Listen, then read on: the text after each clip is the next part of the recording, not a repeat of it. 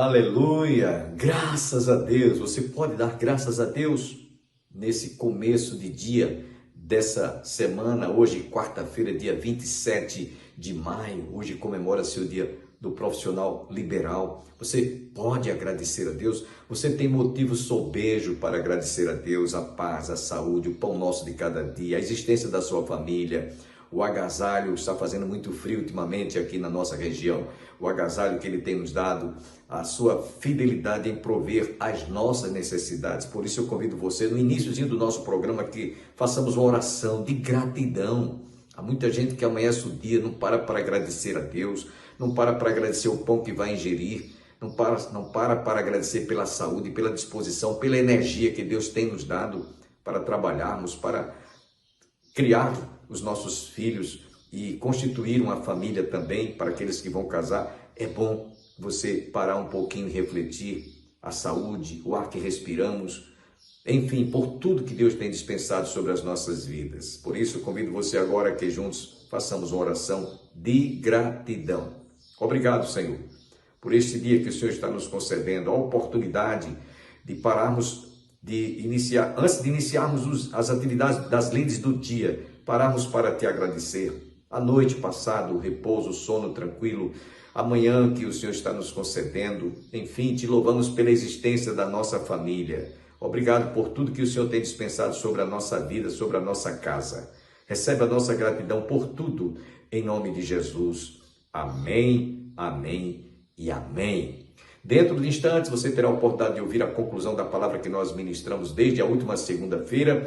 Você também ouvirá ainda uma belíssima música para o seu enlevo espiritual, interpretada pela irmã Jaqueline, aqui de Campina Grande, louvando a Deus. Mas antes, devo lembrar a todos, no próximo domingo estaremos encerrando o 26º Simpósio da Família. Você não pode perder a conclusão deste simpósio, que tem sido uma bênção. Muitas famílias estão sendo fortalecidas, edificadas pela palavra que nós temos recebido, estudos ministrados pelos preletores. Você não pode ficar de fora. Domingo, portanto, compareça às 18 horas para o encerramento do nosso 26º Simpósio da Família.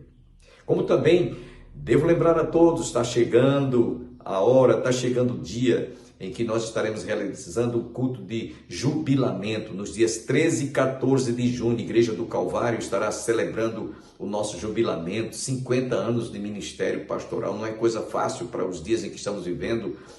E eu espero contar com a sua presença e de toda a sua distinta família. Estará pregando no sábado o pastor Calvino, da Igreja Presbiteriana. No domingo, o pastor Walter Van Dilson, vice-presidente da nossa denominação, pastor de uma igreja muito conhecida lá no Dinamérica. Portanto, você não pode perder. E a presença do conjunto Embaixadores de Sião estará brilhantando o louvor. Eles também estarão completando 50 anos de ministério só de louvor na casa do Senhor. Portanto, você não pode perder. Agradeço a você que está conosco e você agora vai se deleitar com esta belíssima música interpretada pela cantora Jaqueline. Que você possa consagrar a tua vida e declarar que você viverá para louvar o nome do Senhor. Rei dos reis, consagro tudo o que sou de gratos louvores.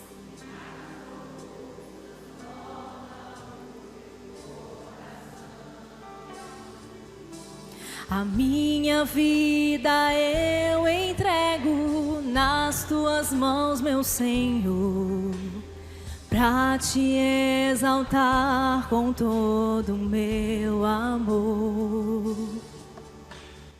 Eu te louvarei conforme a tua justiça e cantarei louvores, pois tu és altíssimo. Celebrarei a ti, ó Deus, com meu viver. Cantarei e contarei as suas obras, pois por tuas mãos foram criados terra, céu e mar e todo ser que neles há.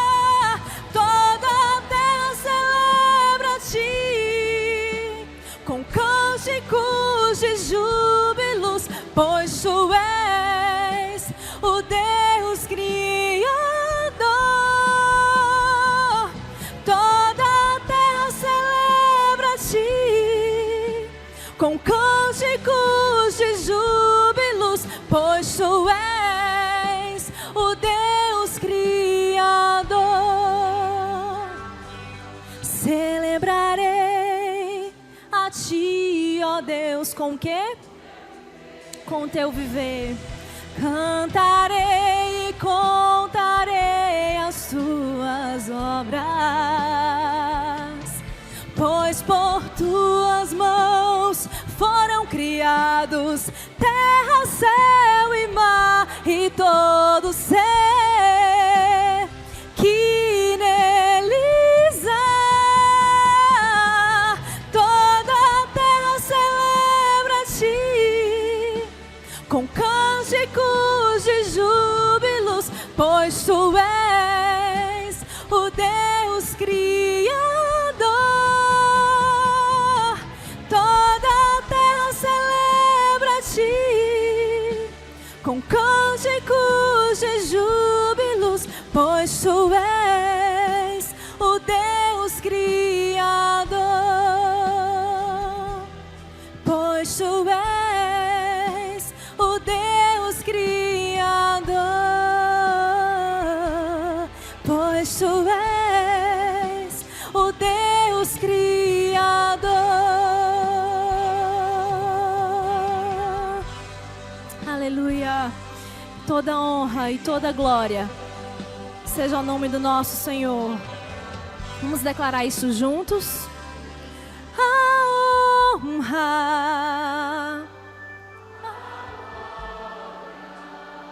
Louvamos o teu santo nome, Deus. E o poder e o louvor ao Rei. Somente a ti, Jesus, toda honra e toda glória sejam dadas a ti, ó Deus. Que a nossa vida exalte ao teu nome todos os dias da nossa vida, que possamos habitar no teu templo, Senhor. Aleluia. Jesus, e o louvor ao Rei. Jesus,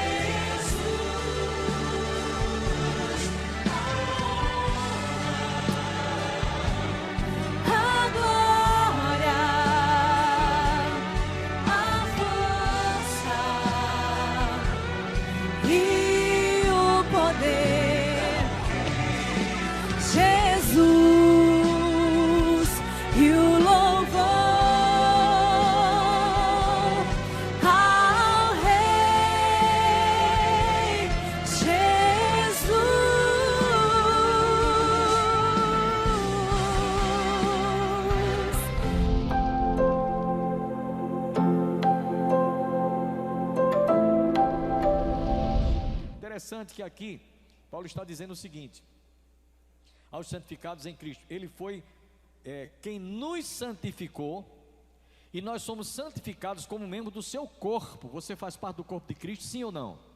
Amém, irmãos? Sim ou não? Fazemos parte do corpo de Cristo. Então, por fazermos parte do corpo de Cristo, nós somos santificados em Cristo, certo?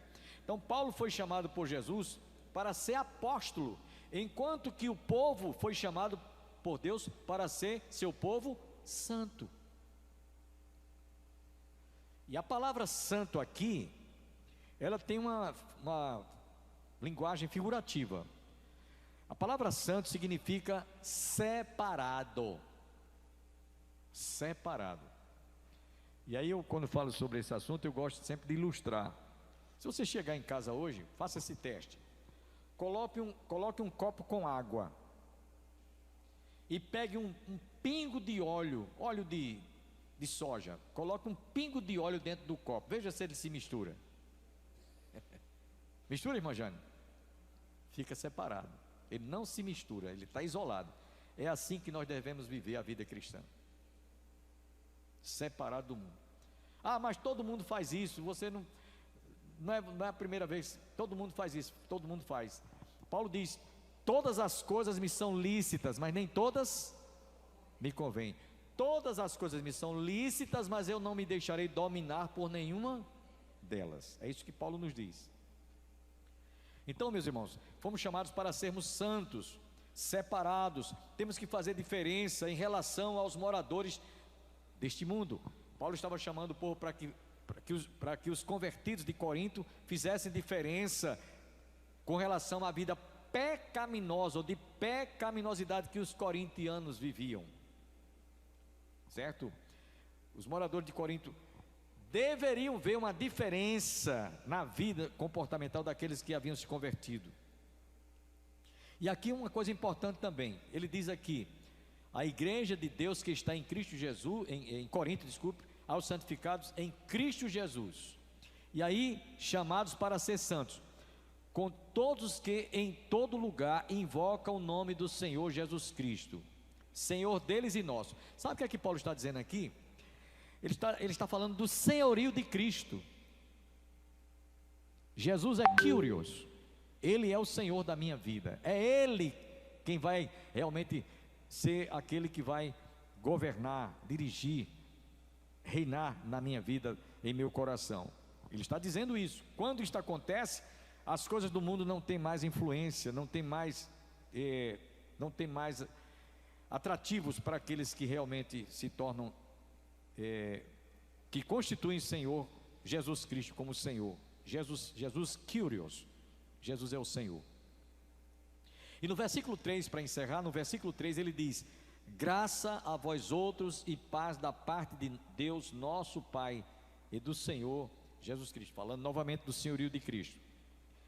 Graça e paz, que a gente muitas vezes, quando nos encontramos, a paz do Senhor, graça e paz, né? A gente geralmente usa esse dito, esse hábito, né? A gente tem esse hábito de saudar, graça e paz uns com os outros, a paz do Senhor. Meus irmãos, a graça e a paz são dois dons de Deus. É pela graça que você é salvo. E nós temos paz, como diz o apóstolo São Paulo também, escrevendo Romanos capítulo 5. O Espírito de Deus está sendo derramado em nossos corações. Por isso temos paz com Deus, por intermédio do nosso Senhor e Salvador Jesus Cristo. A graça, meus irmãos, é exercida na vida daqueles que foram alcançados pelas misericórdias de Deus, que são a causa de nós não sermos consumidos. Todos os cristãos salvos e reunidos são chamados para pertencerem ao povo de Deus, sejam judeus e sejam gentios. Aliás, Paulo escrevendo na primeira carta aos Coríntios, capítulo 10, salvo engano, versículo 31, ele diz que, vamos ler lá o texto, 1 Coríntios 10, 1 Coríntios, deixa eu ver aqui se é 10, 31 ou é Romanos, um minutinho. Não é 1 Coríntios não, deve ser Romanos. Deixa eu ver aqui, parece-me que vai ser Romanos. Esse texto, também não. Mas é aquele texto que diz assim,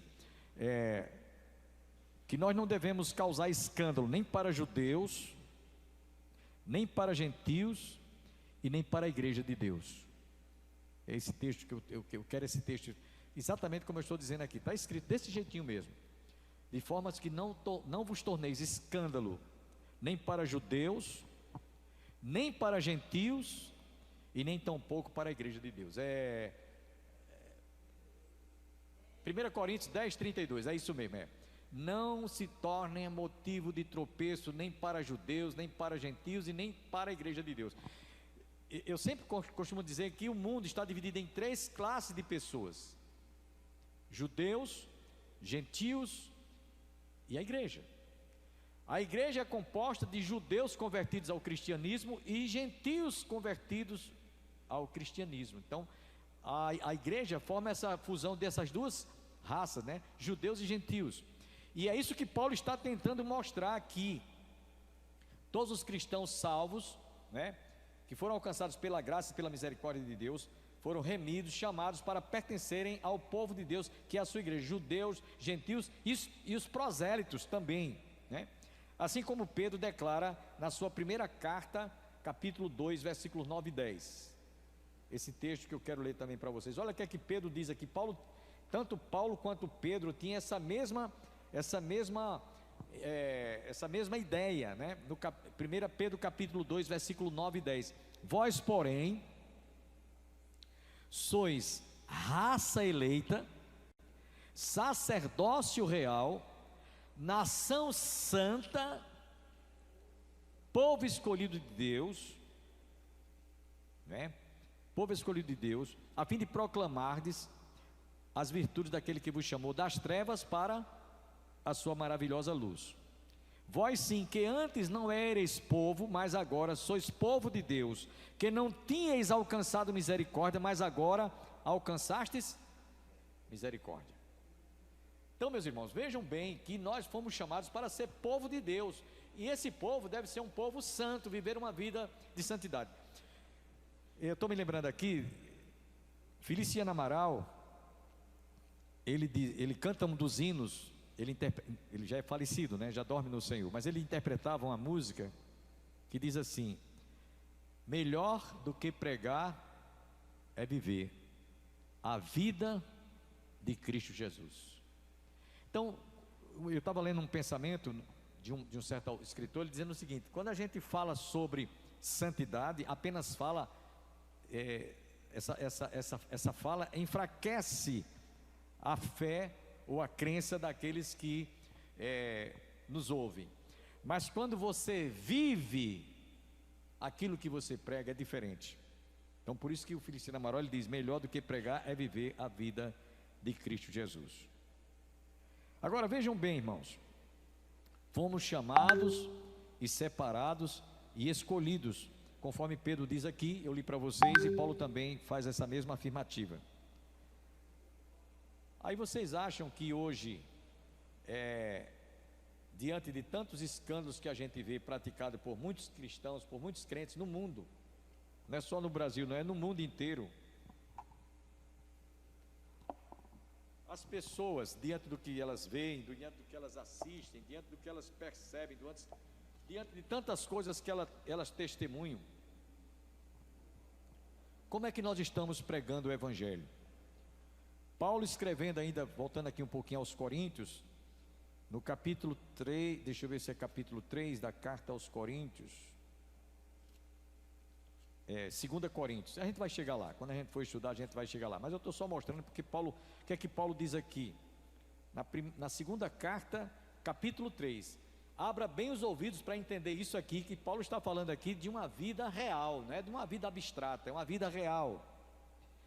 Ele diz aqui no capítulo 3, 2 Coríntios, capítulo 3, versículo 1, ele diz assim: começamos porventura outra vez a recomendar-nos a nós mesmos, ou temos necessidade, como alguns, de cartas de recomendação para vós outros ou de vós? Verso 2, olha o que Paulo diz aqui: vós sois a nossa carta, escrita em nosso coração, conhecida e lida por todos os homens. Verso 3, estando já manifestos como carta de Cristo, produzida pelo nosso ministério, escrita não com tinta, mas pelo Espírito de Deus vivente, não em tábuas de pedra, mas em tábuas de carne, isto é, nos corações. É isso que vale, é isso que vai pesar quando alguém fizer alguma referência a seu respeito. Que nível de cristão você é? Qual o grau de cristianismo você está exercendo na sua vida? Não se não se declare, que os outros falem aquilo que você é, que os outros digam: Diácono Assis, ele tem palavra, ele é um homem de palavra, ele não quebra a palavra. A irmã Jane é uma mulher santa, é uma mulher de Deus. Não estou aqui discriminando os demais não, me entenda, estou apenas citando os nomes, né? Deixe que os outros façam essa leitura a seu respeito, que você é dedicada, que você é consagrado, que você é fiel, que você é honesto, que você é sincero, que você é uma pessoa que tem vida. Isso vai soar muito mais do que você se declarando, né?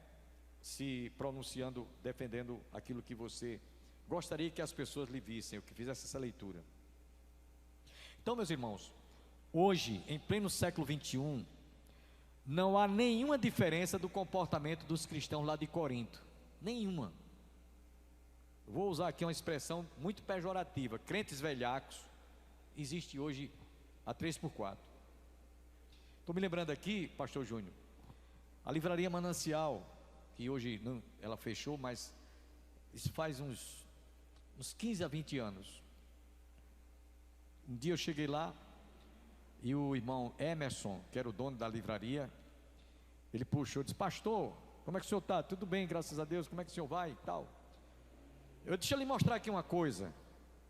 Isso faz uns 15 anos, se não fizer mais. Ele puxou uma gaveta, aí pegou, promissória não, era cheque borrachudo, não estou exagerando não, irmão, dessa alturazinha mesmo. Diz: pastor, isso aqui são cheques sem fundos. Agora, sabe quem é que escreveu? Sabe quem foi que deixou esse cheque aqui borrachudo? Pastores, presbíteros, diáconos, missionários e missionárias. Está aqui, isso aqui é perdido, mas eu estou mostrando para o senhor ver como é que o povo de Deus está. Ora, se a liderança há 15 anos atrás estava desse jeito, imagine hoje. Uma vez eu vi um certo proprietário de uma casa dessas, que a casa alugada, né? Se eu não alugo mais casa para crente. Sabe por quê? Aí eu disse: por quê? Porque quando sai, deixa não sei quantos meses de recibo de água atrasado, recibo de luz, cortada a água, até lâmpada já levaram. Até as lâmpadas que levar quebrar a torneira. Então, irmãos, veja que ponto nós chegamos. E são pessoas que se dizem evangélicas, são pessoas que se dizem cristãs, né? Cristãos. Então, são pessoas que realmente estão vivendo um comportamento como os coríntios viviam. Então, não há diferença hoje. Ou vocês acham que está bem diferente o comportamento de muitos crentes em relação ao comportamento daqueles da igreja de Corinto? Não é só no mundo político não, irmãos. Como eu falei há poucos instantes sobre a bancada evangélica, entre aspas, né? Não faz diferença os políticos dos políticos corruptos. Bom, depois de um estudo desse, ou de uma explanação introdutória dessa carta, eu queria que você saísse hoje à noite daqui dizendo: será que isso me atingiu? Será que eu estou tendo um comportamento similar ou semelhante a esse? Como é que eu estou me comportando onde eu trabalho, Jefferson? Como é que eu estou me conduzindo, não é? Como cristão, onde eu trabalho, onde eu estudo? Qual é a leitura que minha esposa faz a meu respeito? Qual é a leitura que os meus filhos fazem a meu respeito? Questione isso. Como é que meus vizinhos me veem? Como é que as pessoas com as quais eu vou à feira toda semana e vou lá, tem pessoas que nem sabem que você é cristão. Eu ouvi uma história, faz anos isso, né? Numa empresa, numa firma, funcionário crente, um cristão, trabalhava lá uns 10 anos, um tempão, fazia muito tempo. Depois de muitos anos, foi que um dos colegas trabalhando com ele descobriu que ele era crente. Obviamente ele não dava testemunho de um cristão. E você é crente, esses anos todinho trabalhando aqui com a gente.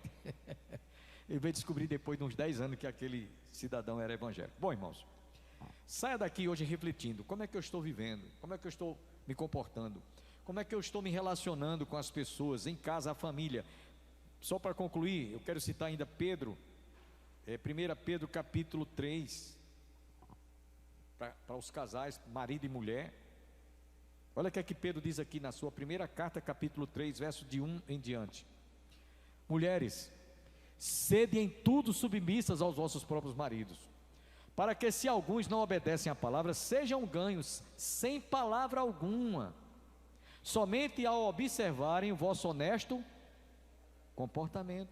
Não seja o frisado do cabelo, não seja o aparato do vestuário, mas seja o homem interior, como fazia Sara, que chamava Abraão de Senhor e lhe obedecia em tudo. É essa a recomendação que Pedro faz: viva o Evangelho, põe em prática aquilo que você está ouvindo hoje à noite, que a sua palavra seja sim, sim, não, não, porque o que vai além disso procede do maligno. Eu já disse aqui para vocês que isso aconteceu comigo aqui em Campina Grande. Não vou citar o nome do santo, vou apenas citar o milagre que aconteceu. O milagre, né? Pois um pastor que eu tinha uma admiração grande por ele, muito grande, muito forte, um dia chegou para mim e faltou com a verdade, mentiu descaradamente. Eu digo: meu Deus, onde é que a gente está? Um colega, um pastor, chegou para mim, mas mentiu mesmo, que fez vergonha. Eu digo: mas rapaz, eu não estou acreditando. Mas foi.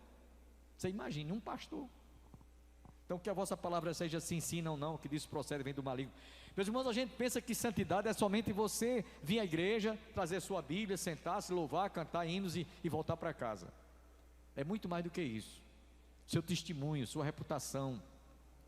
Eu costumo sempre dizer que há muitos cristãos que estão dando um testemunho.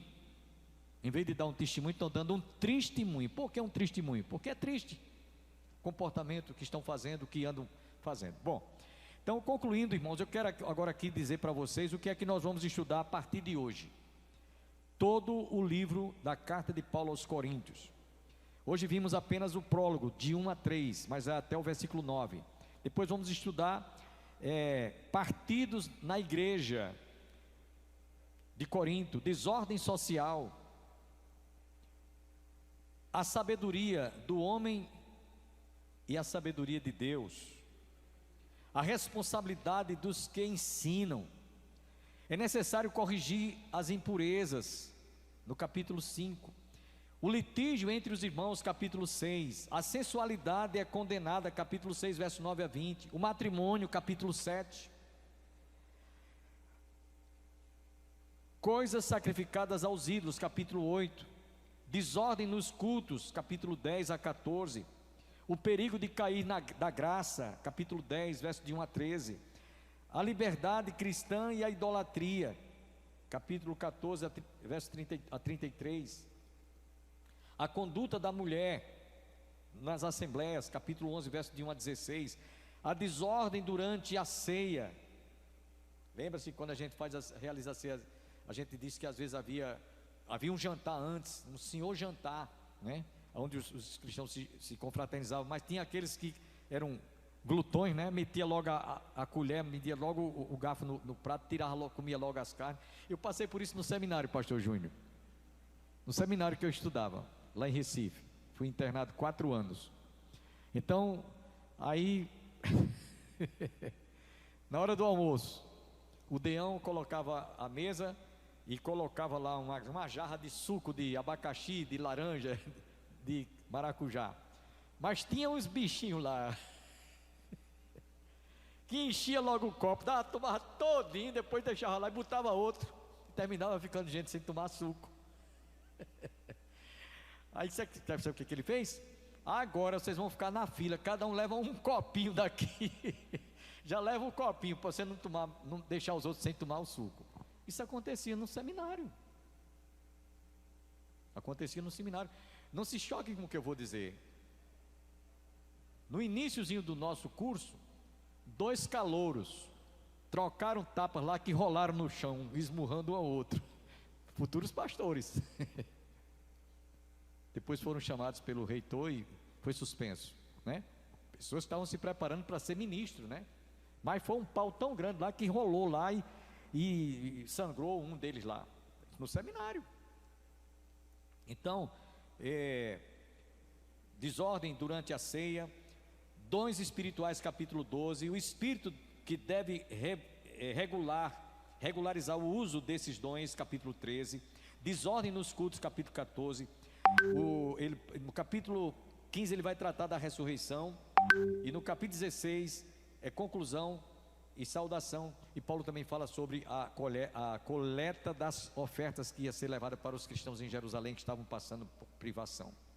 Então esse é o esqueleto, né? Vamos usar esse termo, o estudo que vamos ter daqui para frente. Não perca, cada estudo desse você vai aprender muita coisa, e não é aprender porque vai ver como era, não, é aprender como é que hoje nós podemos conviver com esses mesmos problemas, como eu acabei de contar no seminário, né? Colegas meus que metiam logo a colher o garfo lá, 2, 3 pedaços de carne, ficava outro sem comer carne. Isso está aqui em Corinto, a gente vai ver isso. E hoje em pleno século 20, quando eu estava no seminário. Então não há nenhuma novidade em relação àquilo que nós estamos estudando. Apenas vamos aqui trazer para vocês e tentar aplicar isso para a nossa vida, para que nós nos corrijamos. Amém? Eu quero agradecer a você que esteve conosco. Esperamos nos reencontrar no nosso próximo programa, se Deus assim nos permitir. E até amanhã.